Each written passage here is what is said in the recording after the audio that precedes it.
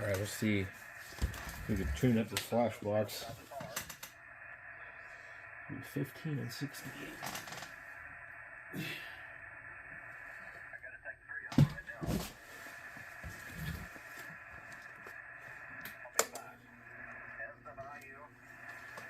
Uh-oh. KG7HR. What's going on, guys?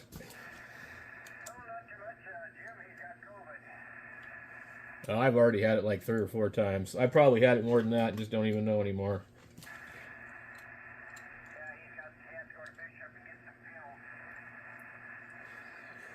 I never went to the doctor for it once, but my kids did. The first time I think I had it was bad. Actually, I officially don't really know that I've actually ever had it, to be honest. But I mean, like when you're sick for a month, you kind of figure out that's what it is.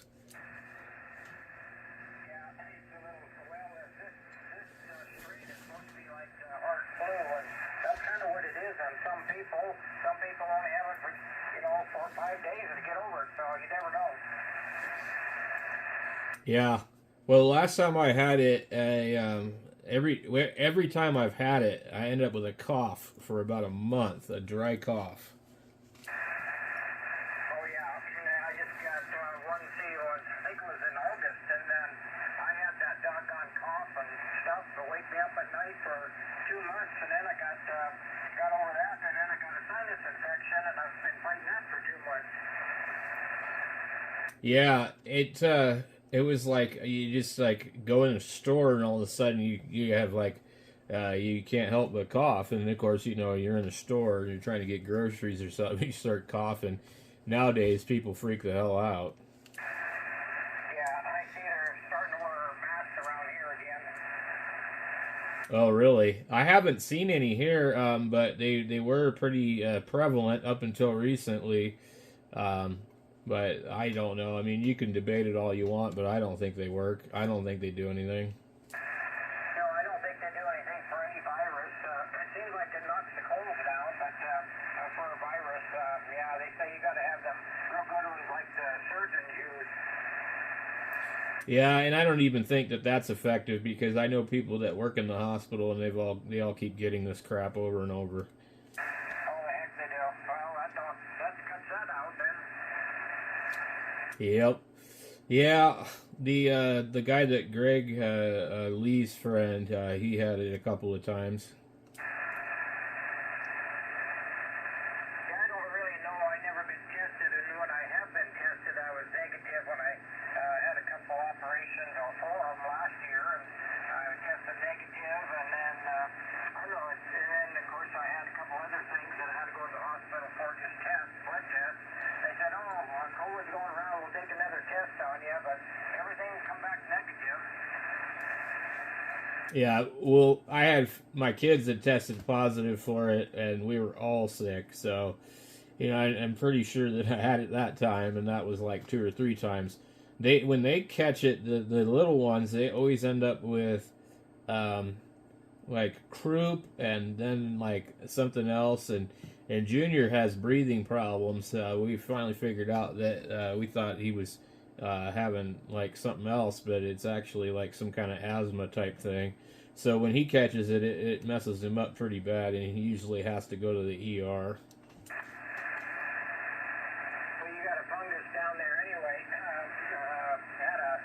I got allergies too, but one of my allergy doctors in the big town of Missoula told me that if I ever went south for the wintertime, do not go down into Yuma and places like that because there's fungus in the sand. When it flows around, there's a fungus.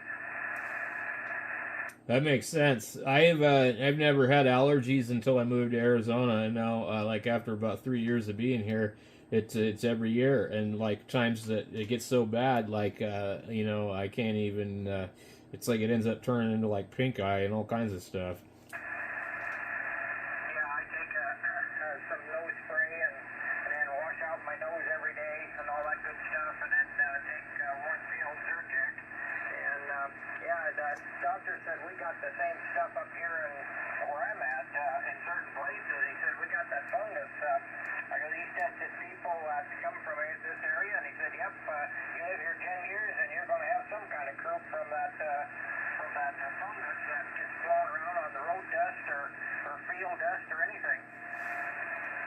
Yeah, I never had any problems in Washington State, and I lived in Oregon for about a year. I never had any problems there in Southern Oregon. I lived in California, in Northern California, for about 2 years. I didn't have a problem there. Yeah, my sister, before she passed away, she lived for years in north of Seattle, and she'd kind of get that black mold in her closets and stuff from that dead air. And so went out there after she passed away, and gosh, I had to hire a guy to put that plastic down underneath her house. It was so doggone damp. Oh yeah, yeah. It's pretty nasty.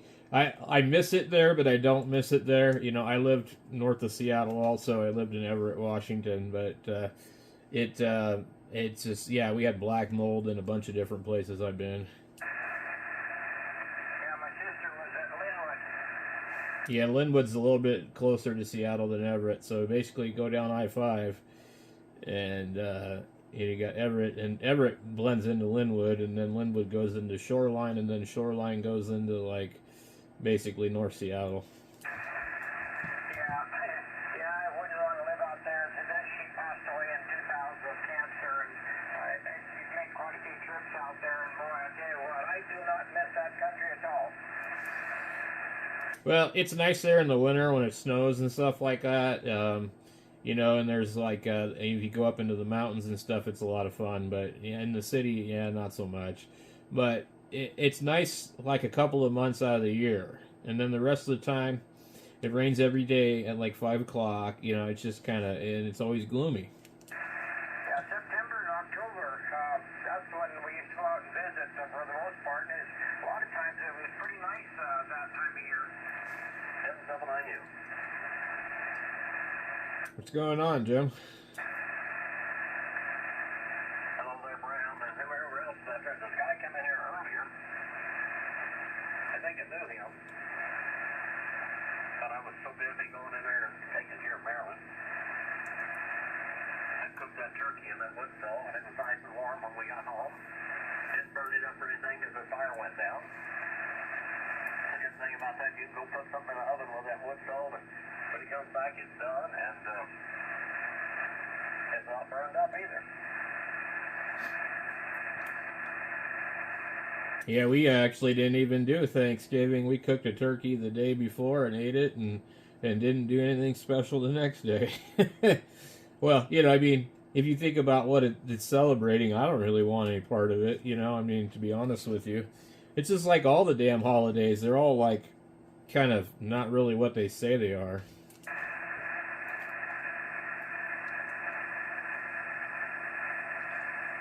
Be thankful with it anyway. That's a good thing. My son was coming up today. He was going to be here about 11, and then I was sick yesterday, and I told him, you better not come up. I was sick all night, so he told me about 3 or 4 o'clock in the morning. He's going to still come up if I didn't feel good, and I said, I think I've got COVID. I took a COVID test, and it said I had it. And I went over there to the clinic, and I had it.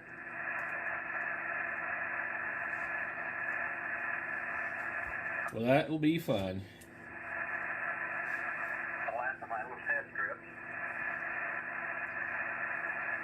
The last time I had it, Jim, it really wasn't that bad, and I'm sure it's probably a different variant now because that was last year. It was just kind of like a nasty cold, and I ended up with a dry cough for a month.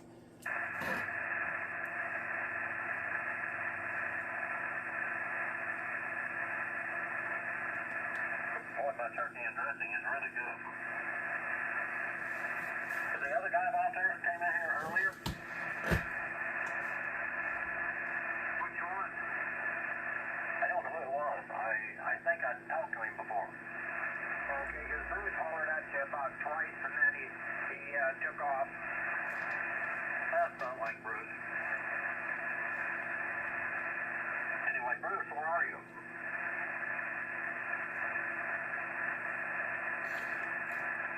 Battery's still at 13.11. Nobody's complained. She wasn't going to wait till we came home. I had to go by the mall here and get her some fried zucchini. Ate part of that. Well, an appetizer, I guess.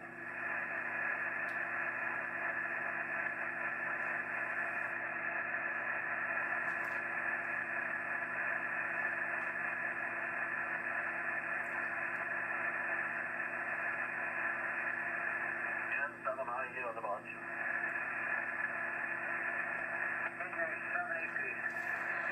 KG7HVR.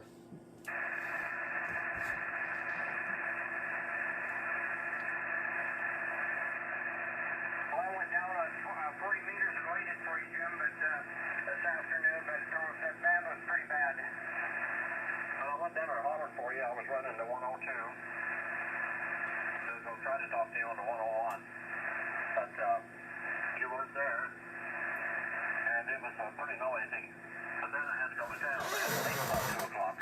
I went in there at 2 o'clock, and about 2:05 I had to take off. Yeah, I was on there from about 2 o'clock to 2:30 your time.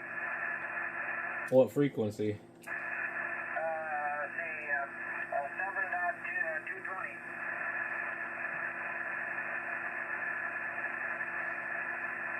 Yeah, I used to get on there when Junior was a little baby, and I would drive around in the truck with a ham stick and talk to Jim. You know, we had to listen to Daniel and those guys bleed on us. Only 2 guys I heard was one guy from Kalispell was talking to a guy from Coos Bay, Oregon or someplace. That's the only 2 I could hear on the whole band. It wasn't good. I know because I turned on the radio and I checked for those guys that are doing digital, and I didn't hear anything on 40. It was like the band was like solar wiped out.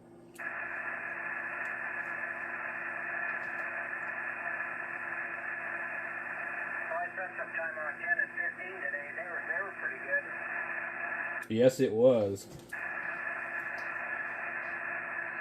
You got another 101, Jim?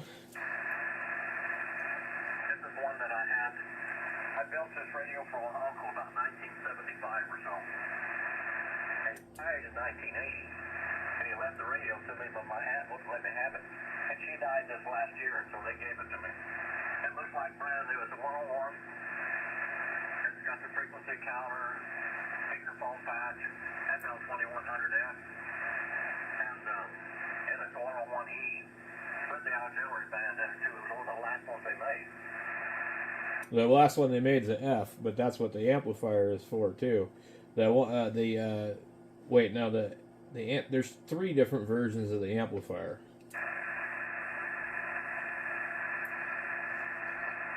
That looks brand new, but it needs alignment and stuff. Is the receive and transmit off? What's that? Is the receive off from the transmit? Yes, it is. That's just that little voltage regulator up near the transformer. The 5-volt supply or whatever, you can just adjust that thing with a screwdriver. That's easy. Open the lid and adjust it. You have to adjust the one on the clarifier and one up there on something else. Yeah, don't worry about the clarifier. Just adjust that supply voltage. I forget what it's called, like zero bias or something, or zero adjust. And mine, every couple of years, I got to adjust mine.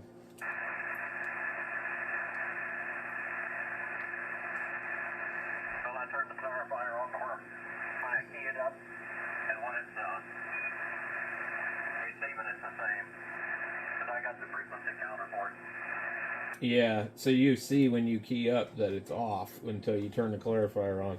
Well, that's cool. That'll work too. I got another 901 DM.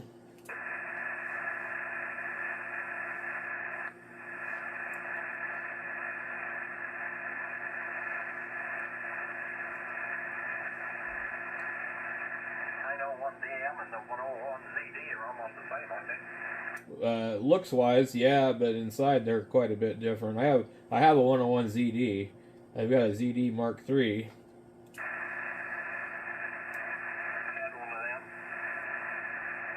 I like the ZD, but the 901's got a better receiver, and you can really tell. But the 101 ZD has a better frequency counter that you do not need to calibrate. It's it knows where it needs to be when you go to a different band. It knows where you need to be when you switch modes. The 901 you gotta calibrate it each time.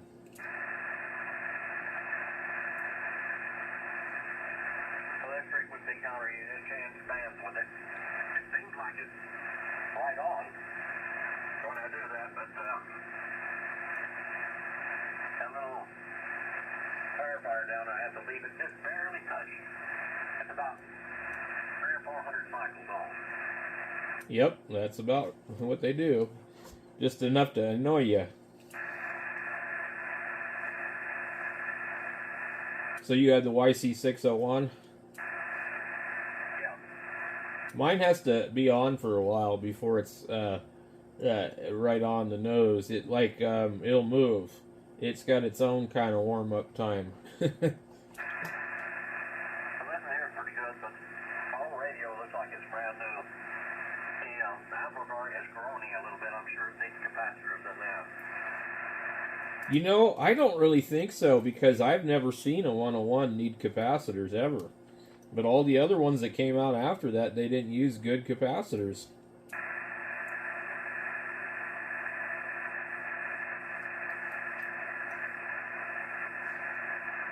The only problem with it is it doesn't have 80 meters in it. I think I took it up plus 11 meters in the length. Oh, it doesn't have the 11 meter spot on the front? It has an auxiliary, but I just had, when I was doing these back 40 and 50 years ago, I just went by the instructions. I'm a radio mechanic, not a engineer. I've got an early 101 that doesn't have 160 meters. I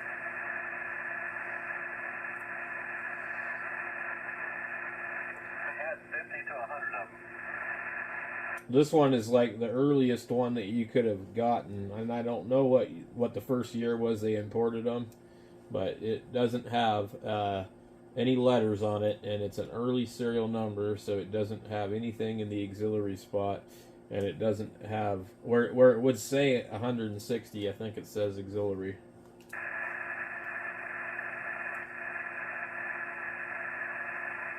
This one has 160 meters and auxiliary. My 101B has everything on it. It's got 160, got auxiliary, the WWV, and 11 meters. It's got the 11 meter spot on it, right next to 10. Yeah, no, this is the 101E.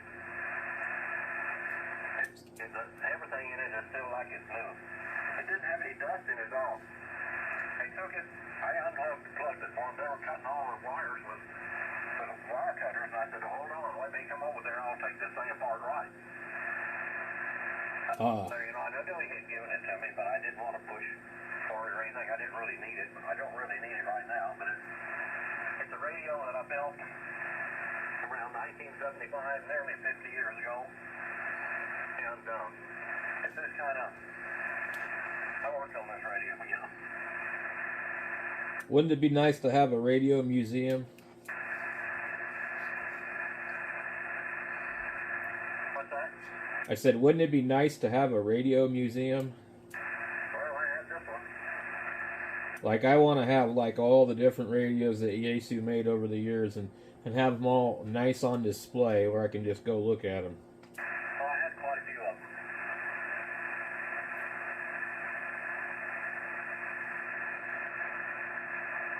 them. I've got most of the ones, the early ones. I've got I don't have an E anymore, but I've got a no letter 101, a 101B, a 101ZD Mark III, an FT1, a Tempo 1, two 102s, and I think that's it for the other stuff. I don't have any other tube hybrid stuff anymore. I wish I could talk on that thing here. Talked on 40 meters pretty good. I talked to it on 11 the other day. I didn't know where I was, because the readout doesn't really tell you where you are. My YC601 has a spot on it for 11 meters too.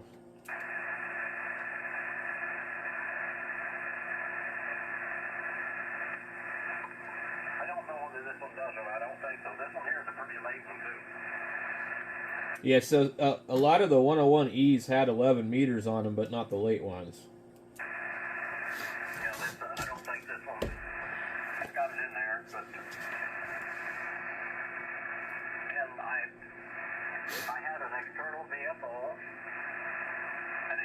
watt meter, and I didn't find them. But this thing was in a dust-proof closet. It's 1980. It's crazy. Yeah, you know, the early ones don't have the gray trim. They've got silver trim. And when I got mine, I thought somebody had spray painted it because I just didn't know that they were different.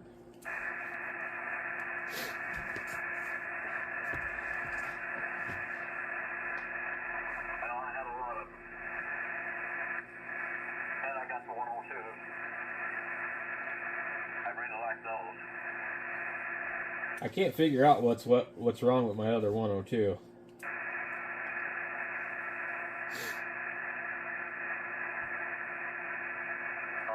Helicopters work sometimes, and sometimes it doesn't. It's got a little short or something in there. So I thought Alex fixed it up for you. Pretty soon it'll do it. Didn't Alex work on that one?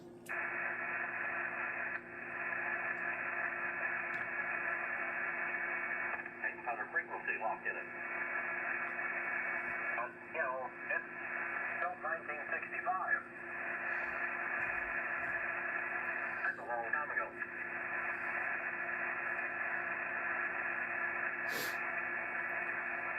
Well, it's weird. My other 102, it puts out full power on tune, but then you go to talk on it, it puts out like 40 or 50 or 60 watts on sideband.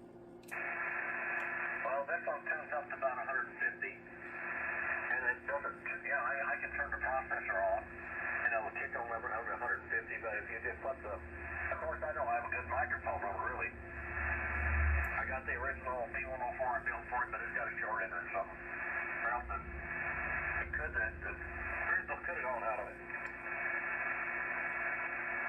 My Malcolmized one, it does like 170 watts on this band, and no problem on sideband. I just use that hand mic that they came with. I like those hand mics. I'm not a desk mic person. Well, I got the hand mic that came with it. I know, because that was.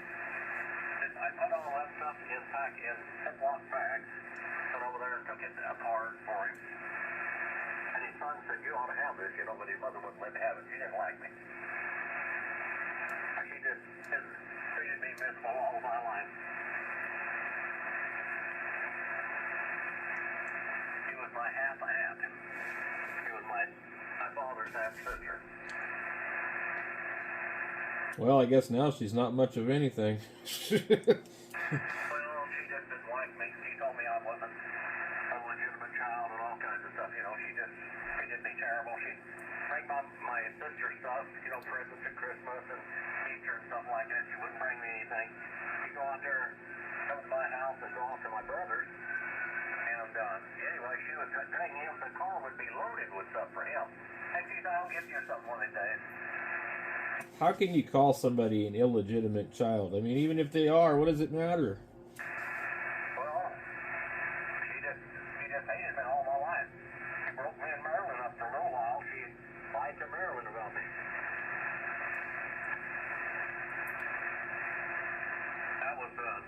That took the cake.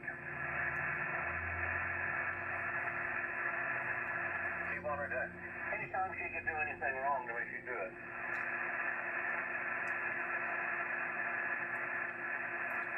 Yeah, that sounds like my old lady's grandma. Well, she had to die before I could get this radio.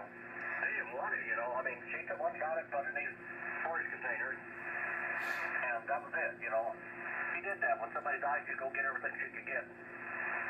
My dad, when he got killed, she came to our house and robbed the house, took everything he had. Yeah, I remember you telling me about that before. My sister would do the same thing. She's just like her. And treated me about like she did. Anyway, Marilyn seems to be doing all right. I don't know whether she's got COVID or not. She probably will have it. Well, I hope that it goes easy. I think it will, because it wasn't bad last year, and I think it's just getting weaker and weaker each year as time goes by. So hopefully, maybe she won't even get it at all,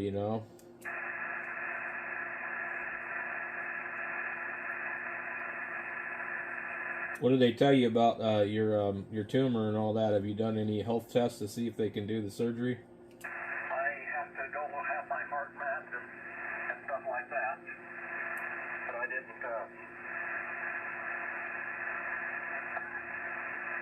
excuse my coughing. I didn't cough with the other stroke, but this was went to my lungs. Yeah, it was like that's how it was last time. It was more kind of respiratory. The other times it was like respiratory at the very end. Well, I just hurt all over the last time. I had it here a while back. I was hurting all over, but it was some pills I was taking. They gave to me. They like to kill me.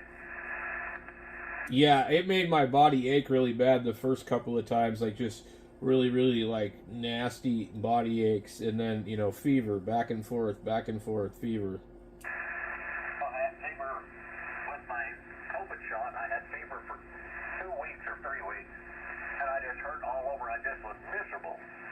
It went on for about 6 months almost, and then I got COVID last year, and it was not near as bad as the shot was. I mean, I was miserable, but I never stopped working. I kept on working. That's because the shot is bad news, buddy. What's that? That's because that shot is bad news. Well, I had the less violent one. I had the Johnson & Johnson. The doctors, I went down there to my doctors. My doctor told me don't take anything but Johnson & Johnson. He said don't do the others. He said there's some problems with this. And anyway, then I went to my other doctor, which both of these were my students at one time. They were in my classes. Anyway, this other one, he said, did you have Moderna? And I said, no, I didn't have it. He said, well, Johnson & Johnson's okay. He said, Moderna, boy, he said, people are getting tumors with that all the time. Yep, it's bad stuff. Anyway, I'm tired. I hope Bruce is in here. Angela, his real good friend, called me as I was on the way home.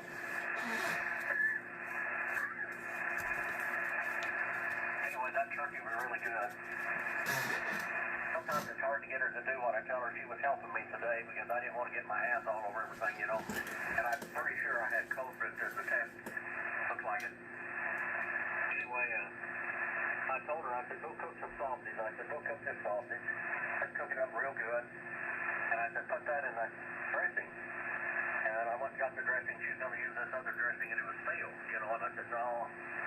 I went and fed it to my rooster instead. He liked it. But anyway, and she really liked it. She said, this is really good. And I said, well, I did this before, I put a little sausage in there, some water chestnuts and different things, some dried cherries and all the other stuff you put in there. Anyway, it tasted really good.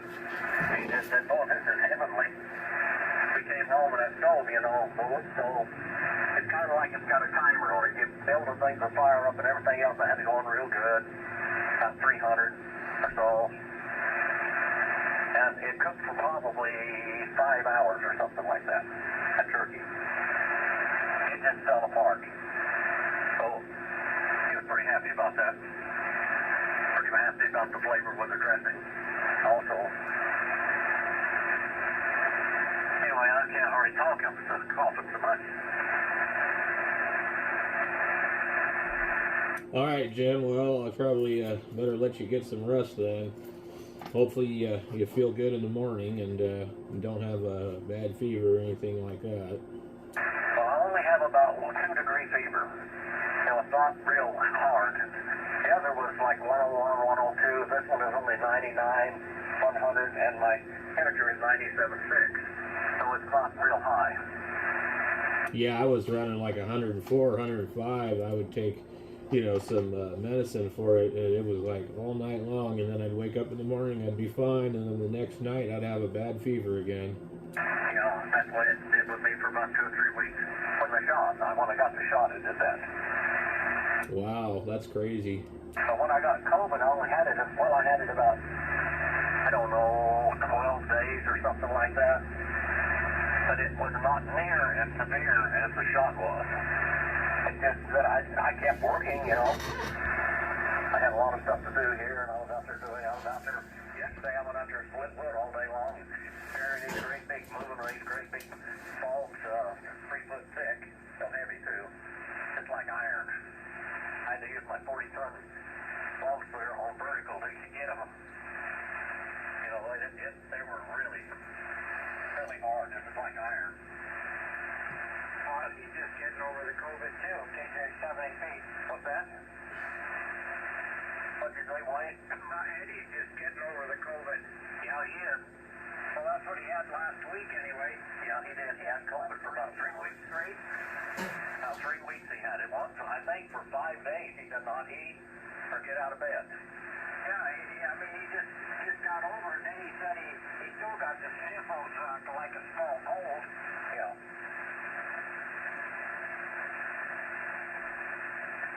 M7IU.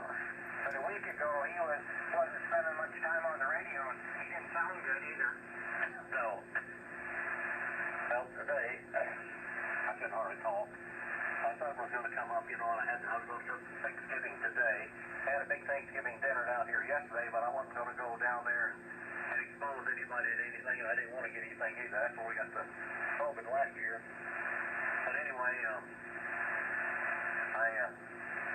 I didn't go down there. We were going to have Thanksgiving dinner today, and Jimmy was going to get there about noon. And anyway, then I was sick, and I told him, I texted him about 3 o'clock this morning, and I told him, don't come. I said, I'm sick. I think I've got COVID. His wife just got over COVID about 2 weeks ago. He didn't get it. But he's had it, I think, too. I think she's had it 4 times. But she has to take the shots, too, because she works in a prison. Where do you think you picked yours up? Somewhere. Bobby and Bishop, maybe here at the, you know, Maryland's friend died here with COVID about a month ago. COVID's going around. The kids are all sick at school.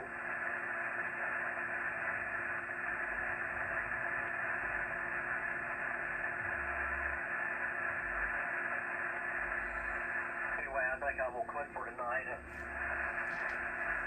go in there. I got to put my mask back on when I go in there. She's wearing a mask and I'm wearing a mask. Just hope she doesn't get it. If she does, then we won't have to do that anymore. But I'm going to try to keep her from not getting the thing if possible. But they took the real definite test. They did one and they didn't see it. And then they took another one, but I haven't heard how it turned out. They might have called me when I couldn't, I didn't have a signal. Anyway, good night there, Bram. Thank you for being there, too. And good night, Wayne. I was going to try to call you. I tried to get you on 7220 today, but I didn't have much time to do it. Yeah, well, I was down there and didn't hear you.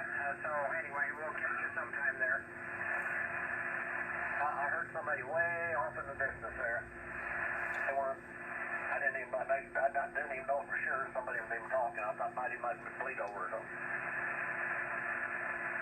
I got to go and put this turkey up and stuff and then try to go to bed. M7IU. Okay, we'll let you go to bed, and you and Merlin get over your crud, or you especially, and you know, put that onion by your bed.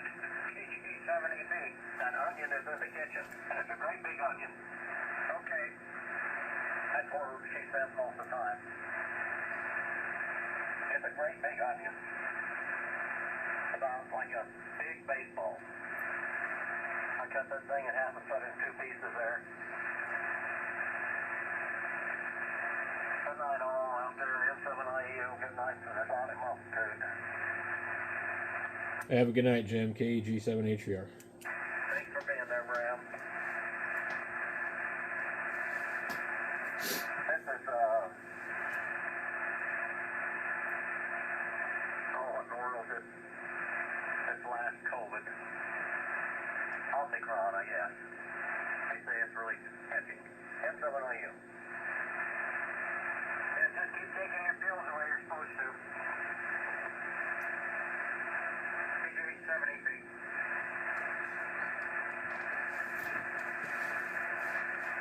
Well, it looks like my little lithium battery is still holding up.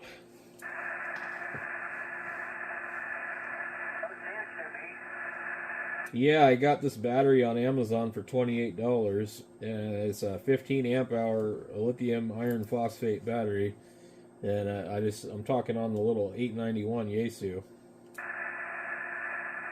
yeah. A lot of them guys that are activating them parks, they're using all kinds of different types of batteries, and most of them are doing pretty good.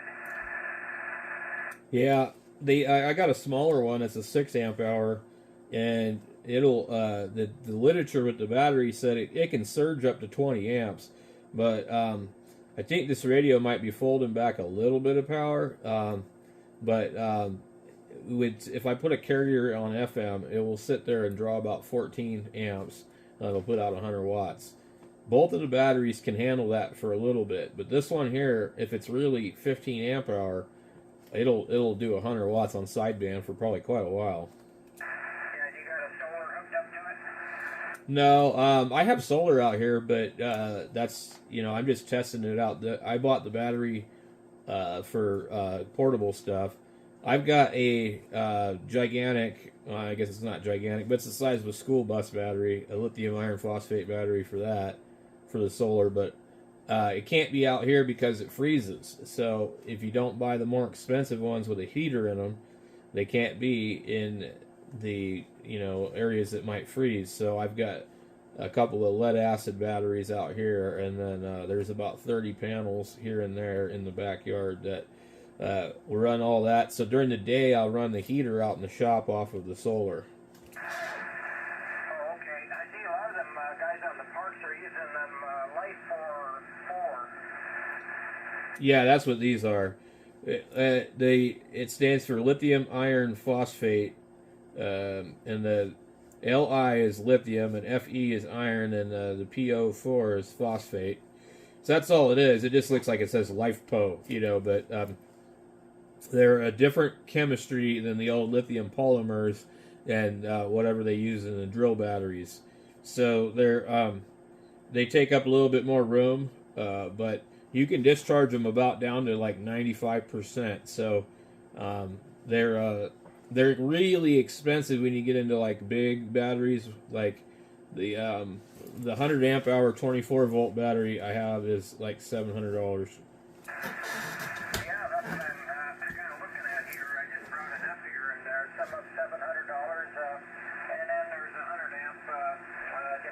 Battery for $235, and yeah, they're getting up 700. If it's 24 volts and it's 100 amp hour, it will always be twice as much. And for solar, you don't want to really run a 12 volt system unless you're in a motor home or something. And even then, still you're better off to run 24. But you could get a 12 volt 100 amp hour battery for about $250, and that's about average. But these smaller ones, I one of the batteries is the 6 amp hour. It was only like $17. Yeah, I don't know what mine are. In my camper, I got 15 cells in there. The heck, I've been in there for 8 years now, and I can't remember what they are. Well, if it's not really brand new, they're probably flooded lead acid or something like that. Yeah, they've been really good batteries lasting 8 years now. I bought the camper used. They put new batteries in it. So it has solar on it? Yeah. Yeah. The only problem with lead batteries is that you can only discharge 50%. But if you're not like using it to run air conditioners and heaters and stuff like that, they last a long time because you don't. It's just like a car. You keep them topped off at like 13.8 volts, and they'll last 8 years. Yeah, right. Yeah, usually camp in the fall, and then use outside Blackstone cooker to cook on, propane, and then let's see. Then I converted all the lights in the thing. It's a 2004 Arctic Fox, and so anyway, I converted everything into lead batteries or lead bulbs, so that really helped. Oh, definitely. Oh, those are nice. You can't find those in Arizona. Pretty rare. Yeah, that's the thing. You don't want to buy an RV in Arizona because they don't have the cold weather package. Oh, really? Yeah.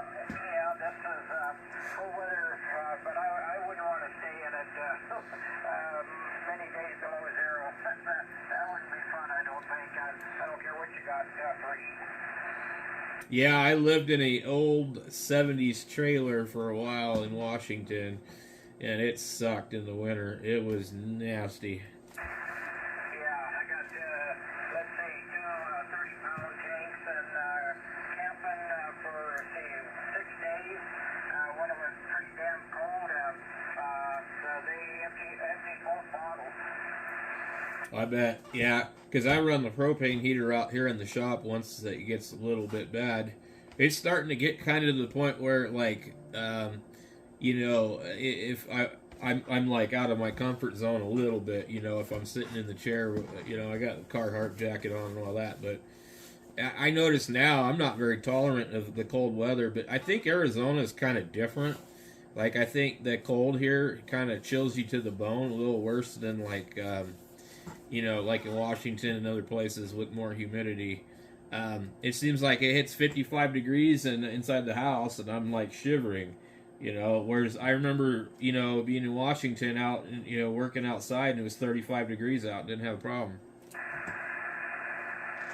just it. TJ70B around here, because of the doggone Mountain Valley, we got Flathead Lake right here, and rivers and streams of all kinds. The humidity, like this time of year, the 98%, 99 to 100% just every night, and every morning we got some kind of fall going on here.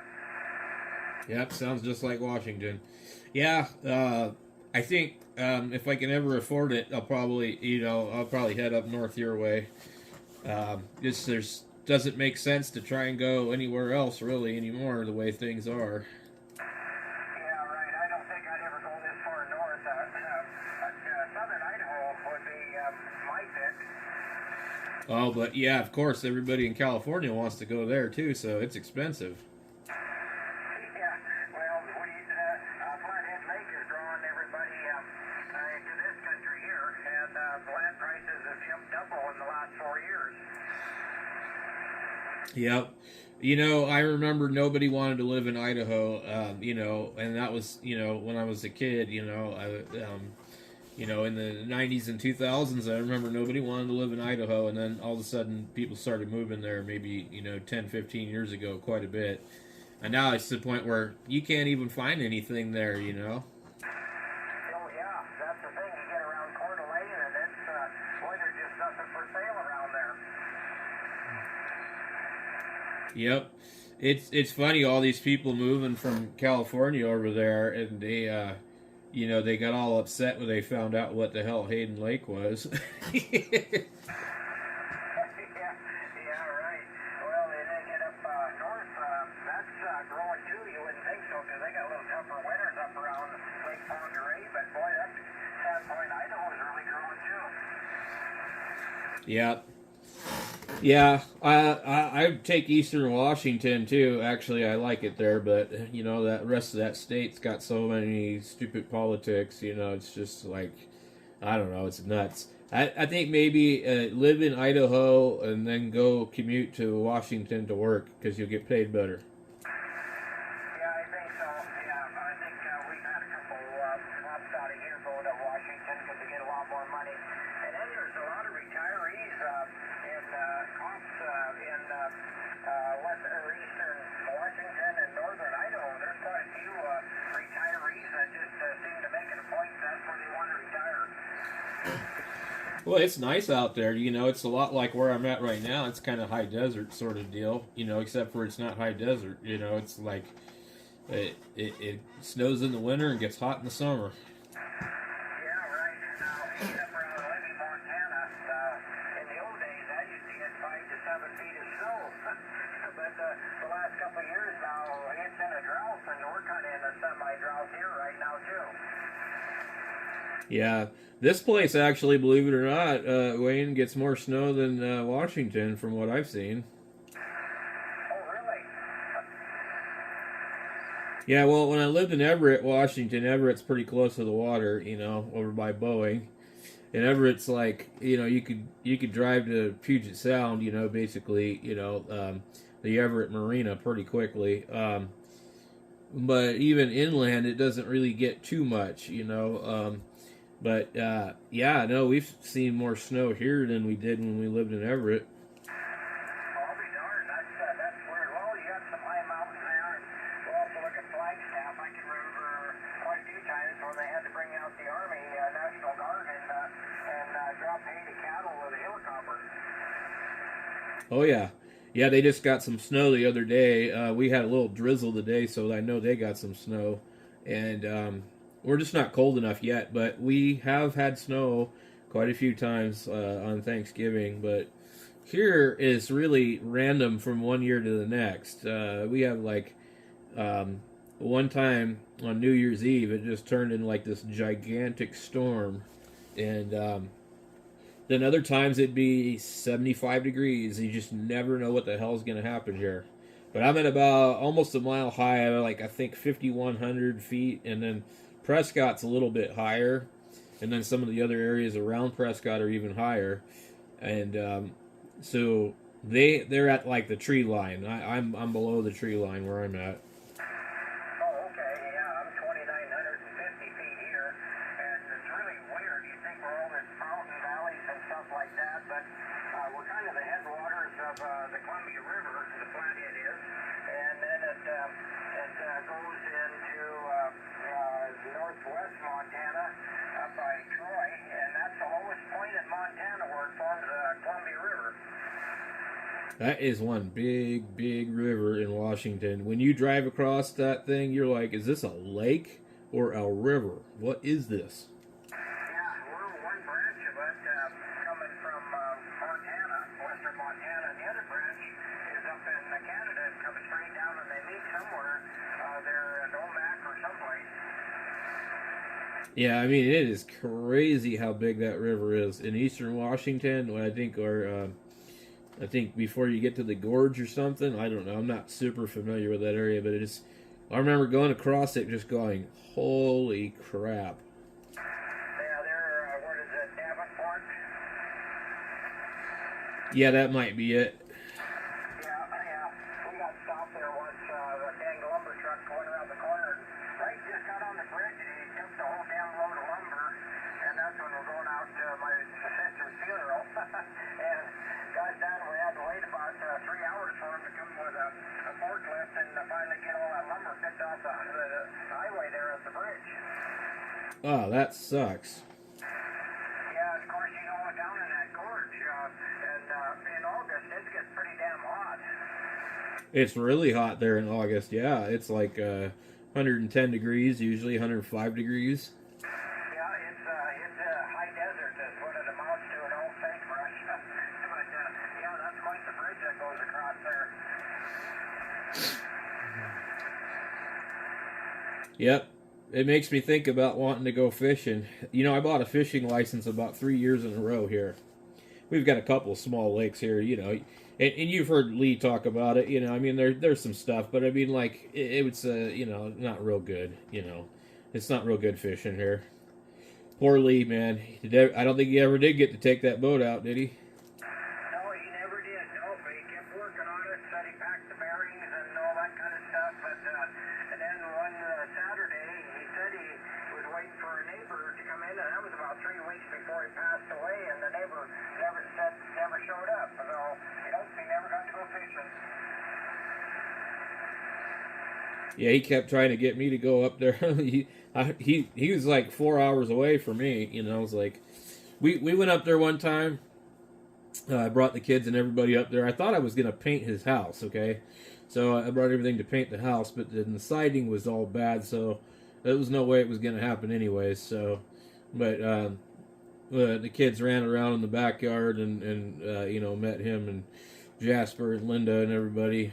So we were up there for a while. And then another time I stopped by, we were coming back from somewhere. I think I had met N7RUE and traded him some radios, and it was along the way back. And I called Lee right as I was coming up on Fish Lane, and he was home, of course, so we stopped by. I think 3 or 4 times I've met up with Lee, but yeah, it's just a bummer, man. It's like, God, You just never know when your friends are going to disappear. No, and that's for sure. One of them guys that works a lot of these parks on the air from Canada, and I've made contact with him a couple times. And I forget, he's had 100 parks or something that he's activated up in Ontario. But anyway, he was fine yesterday, and this morning he woke up dead. Yep, that sucks. That other guy up there, Steve, that we used to talk to, he just, like, was unexpected too. Yeah, right, yeah, there used to be another guy on here. Gosh, what the heck was his name? Fact is, he had a house and everything up north of me here at Columbia Falls. Gosh darn, I can't remember his call now.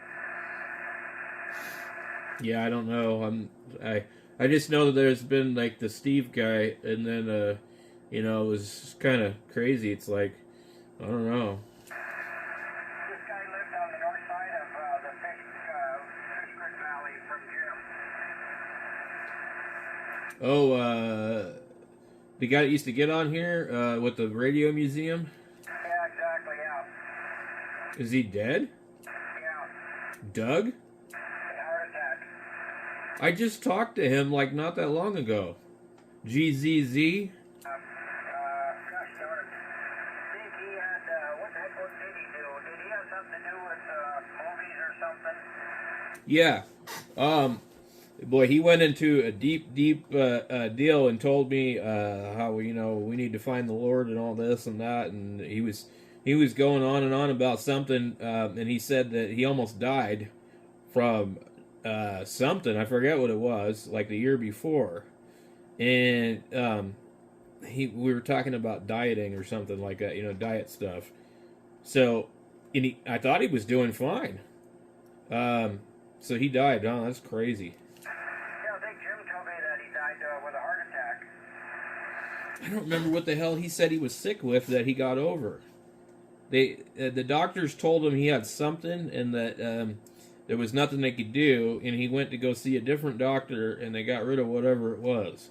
Yeah, I wish I could remember names, and my gosh, my mind at 74 years old ain't working very good on remembering names anymore. Well, his name was Doug. I know that. And it was something GZZ. And he had all of those radios, and they all worked, and he had a museum, and he had, like, all the cars and all that stuff, and they would fly back and forth. Yep, that's him, Doug.